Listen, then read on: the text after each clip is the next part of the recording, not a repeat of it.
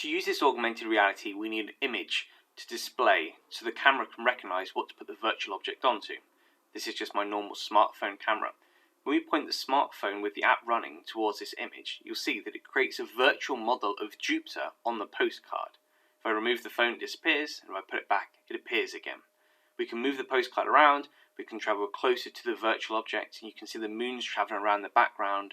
You can see it disappears there slightly. That's just because of the reflection of the light, because it's a glossy image on the front. We can change that later. As I move the camera and I move the postcard, we can see that I can move around Jupiter. I can do a similar thing with another model now. Here I've got a picture of the Forks Telescope logo, who I work for.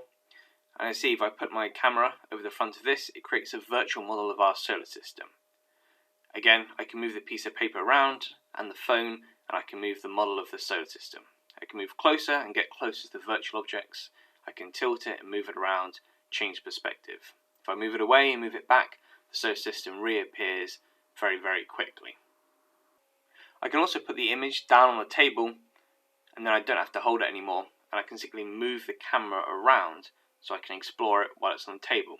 This is really great at big public events where we could print off some of these pictures and put them on surfaces. People could explore them in their own time. We can also do a lot more complicated models than just solar system bodies.